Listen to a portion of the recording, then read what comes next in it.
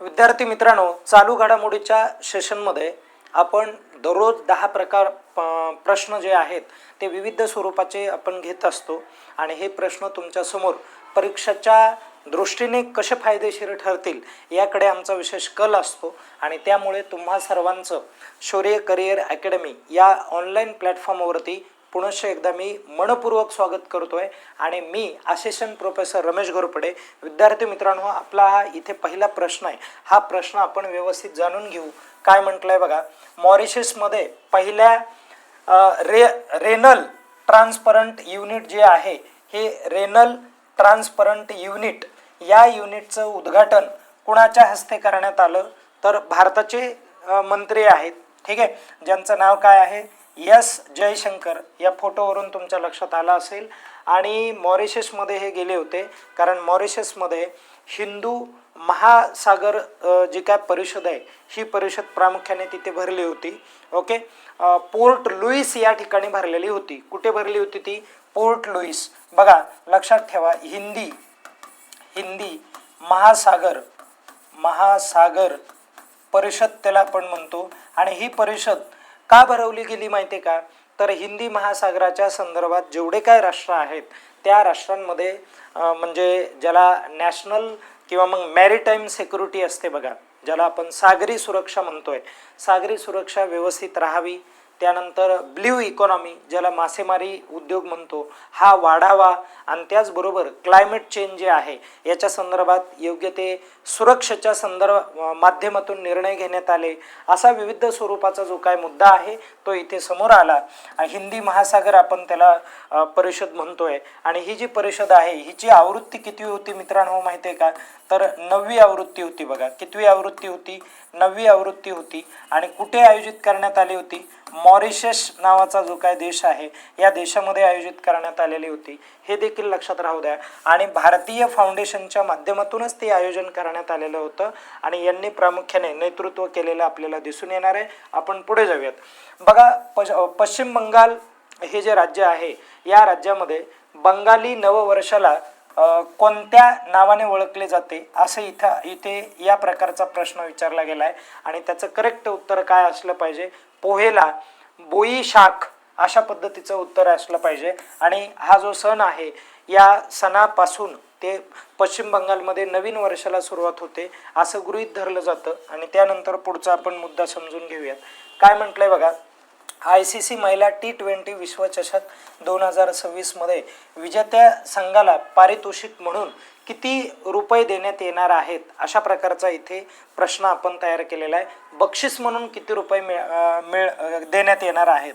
तर प्रामुख्याने 23,000 हे 23,40,000 जे आहेत ते हा बरोबर आहे, करेक्ट. आलं का लक्षात? एवढे डॉलर्स दिले जाणार आहेत, हे नाही बरं का, 23 लाख नाही बरं का. आलं का लक्षात? व्यवस्थित ते थोडंसं समजून घ्या, काहींना गोंधळ होऊ शकतो. महिला T20 वर्ल्ड कप 2026 ICCची विक्रमी बक्षीस रक्कम जे आहे ते जाहीर करण्यात आलेले आहेत. आणि विजेत्यांना 2.34 दशलक्ष अमेरिकन डॉलर जे आहेत एवढे डॉलर मिळणार आहेत. किती? 2.34 दशलक्ष एवढे डॉलर मिळणार आहेत. म्हणून हे देखील लक्षात राहू द्या. म्हणून हे आपलं उत्तर करेक्ट असणार आहे. ओके, चला पुढे जाऊयात आपण. आणि हे पण तुम्हाला थोडंसं क्लिअर करून घ्यायचं आहे. ही जी स्पर्धा आहे मित्रांनो, ही स्पर्धा प्रामुख्याने कधी सुरू होणार आहे माहिती आहे का? तर 12 जूनला चालू होणार आहे बरं का.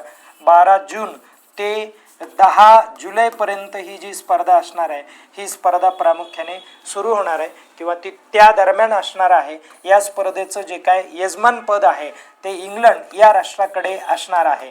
कोणत्या राष्ट्राकडे? इंग्लंड व वेल्स नावाचं जे काय राष्ट्र आहे हे दोन राष्ट्र प्रामुख्याने हे सांभाळणार आहेत. हे देखील लक्षात राहू द्या, या गोष्टी महत्त्वाच्या ठरतील इथे. ओके, आलं का लक्षात? पहिला सामना कुणामध्ये होणार आहे?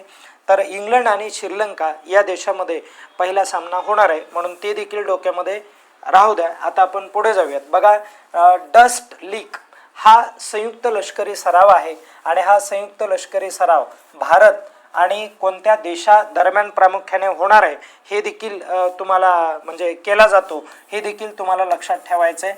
तर याचं करेक्ट उत्तर काय आहे मित्रांनो? तर उझबेकिस्तान आहे. आणि हा जो सराव आहे हा सराव प्रामुख्याने का केला जात आहे किंवा या सरावाची आवृत्ती कितवी आहे असं देखील विचारलं जाऊ शकेल. तर 7वी आवृत्ती आहे. कितवी आवृत्ती आहे? 7वी आवृत्ती आहे. ओके, 2 देश क्लिअर करून घ्या. या दोन्ही देशावरती हमखास प्रश्न असल्या प्रकारचा लष्करी सरावाच्या संदर्भात विचारले गेलेले आहेत बरं का. उझबेकिस्तान असेल, तुर्कस्तान असेल, अफगाणिस्तान असेल. ओके, या सगळ्या दृष्टीने आपल्याला इथे काय करावं लागणार आहे? विचार करावा लागणार आहे. ओके, लष्करी शक्ती वाढली पाहिजे, आपली संरक्षण एकमेकांना केलं पाहिजे. हा सगळा उद्देश डोळ्यासमोर ठेवून हा सराव केला जातोय. आता हा जो प्रश्न आहे मित्रांनो, हा प्रश्न बघूयात. बघा, मॉन्टे कार्लो मास्टर्स ही स्पर्धा कोणत्या प्रकारच्या कोर्ट वर खेळली जाते? कोर्ट म्हणजे काय माहिती आहे का? मैदान आपण म्हणूयात. ओके, इथे अंगण अर्थ घेऊ नका. कोर्ट म्हणजे काय? मैदान. कोणत्या मैदानावरती खेळली जाते? तर मातीच्या मैदानावरती खेळली जाते. म्हणजे इथे क्ले कोर्ट असलं पाहिजे उत्तर. हे मातीचं मैदान आहे बघा. अशा मातीच्या मैदानावरती ही बॅडमिंटन स्पर्धा जी आहे ही स्पर्धा प्रामुख्याने खेळली जाते. म्हणून हा प्रश्न देखील महत्त्वपूर्ण ठरतो. आता आपण पुढे जाऊयात. बघा, इले कारमा 2027 साठी कोणता देश भागीदारी देश म्हणून घोषित करण्यात आलेला आहे हे पण लक्षात राहू द्या. आणि भागीदारी देश म्हणून कोणता देश असणार आहे? तर जर्मनी हा देश असणार आहे. ओके, जर्मनी हा देश असणार आहे, विसरू नका. या गोष्टी खूप महत्त्वाच्या आहेत. आता पुढे जाऊयात. लक्षात ठेवा इथे काय की इले कारमा 2027 हा मुद्दा खूप गरजेचा आहे किंवा लक्षात राहायला पाहिजे. बघा, इले कारमा 2027 हे लक्षात राहू द्या. आणि हे प्रामुख्याने यामध्ये भारत आणि जर्मनी यांची महत्त्वाची भूमिका असणार आहे, यांच्या संदर्भामध्ये असणार आहे. ओके, आता त्याचबरोबर याची आवृत्ती कितवी असणार आहे? तर 17वी आवृत्ती असणार आहे. म्हणून हे देखील डोक्यात फिट ठेवा. कितवी आवृत्ती असणार आहे? 17वी आवृत्ती असणार आहे. सुरुवात कधी होणार आहे? तर 20 फेब्रुवारीला सुरुवात होणार आहे. 20 फेब्रुवारी ते कुठपर्यंत? 20 फेब्रुवारी ते ठीक आहे 20 फेब्रुवारी टू 24 फेब्रुवारीपर्यंत हा जो प्रकार आहे हा प्रकार किंवा ही जी भागीदारी होताना दिसून येईल. वर्ष कोणतं असणार आहे? पुढचं वर्ष असणार आहे 2027 हे वर्ष असणार आहे. म्हणून हे देखील लक्षात राहू द्या. बघा, आणि कुठे याचं आयोजन होणार आहे? तर ग्रेटर नोएडा जे आहे, ग्रेटर नोएडा या ठिकाणी ओके आयोजित केली जाणार आहे. म्हणजे भारतात आयोजन आहे याचं, हे पण लक्षात राहू द्या. या सर्व गोष्टी तुम्हाला क्लिअर करून घ्यायच्या आहेत, परीक्षेच्या दृष्टीने गरजेच्या असतात आपल्याला. आता पुढे जाऊयात. बघा, सावन बरवाल यांनी 42.195 किलोमीटरच्या NN मॅरेथॉन रॉटरडॅम शर्यतीत कितवे पदक म्हणजे पटकावले? तर प्रामुख्याने कितवे स्थान मिळवलं? पदक नाही सॉरी, कितवं स्थान मिळवलं? तर ते 20व्या क्रमांकाचं स्थान जे आहे तर यांनी मिळवलेलं आहे. ओके, तर जुनं रेकॉर्ड काय आहे माहिती आहे का? तर शिवनाथ सिंग नावाची एक व्यक्ती होती. बघा, कोणती व्यक्ती होती? शिवनाथ, व्यवस्थित लक्षात राहू द्या. शिवनाथ सिंग नावाची व्यक्ती होती. आणि शिवनाथ सिंग ही जी व्यक्ती आहे हिने रेकॉर्ड केला होता बघा 1978ला. आणि तो रेकॉर्ड काय होता? 2 तास मध्ये त्या व्यक्तीने ही मॅरेथॉन जिंकली होती. 2 तास 12 मिनिटे. 2 तास किती मिनिटे? 12 मिनिटे. तर प्रामुख्याने ती जी हे आहे बघा मॅरेथॉन आहे ती नेदरलँडला झाली होती 12 एप्रिल. हे जुनं रेकॉर्ड आहे, एवढे लक्षात राहू द्या. ओके, आणि सध्याचं जे काय रेकॉर्ड आहे ते काय आहे? तर सावन बरवाल याने काय केलेलं आहे? तर 2 तास 11 मिनिटामध्ये प्रामुख्याने 58 सेकंद. बघा रे, लक्षात ठेवा, फक्त 1 सेकंदाने ह्याने रेकॉर्ड बनवलंय बरं का, लक्षात ठेवा. इथे 12 मिनिटे आहे. ओके, हे पण लक्षात राहू द्या.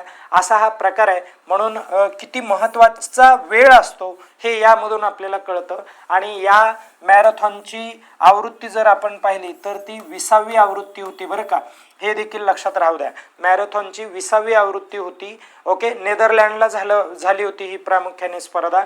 आपण थोडंसं पुढे जाऊयात, नंतरचा प्रश्न पाहूयात. बघा, कोणत्या देशातील संस्थेने डॉक्टर बाबासाहेब आंबेडकरांच्या नावाने जागतिक पुरस्कार जो आहे हा पुरस्कार सुरू केलेला आहे, तर प्रामुख्याने अमेरिका या देशाने हा पुरस्कार चालू केलेला आहे. डॉक्टर बाबासाहेब आंबेडकरांची 135वी जयंती आपण नुकतीच साजरी केली, बरोबर आहे की नाही? तर 14 एप्रिलला जयंती त्यांची असते, हे प्रत्येकाला माहिती आहे.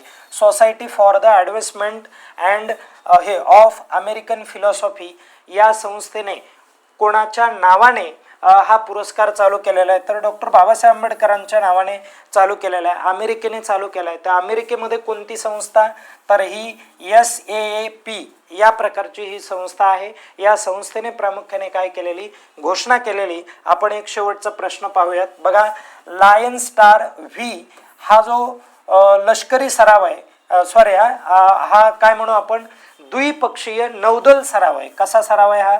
द्विपक्षीय नौदल सराव आहे.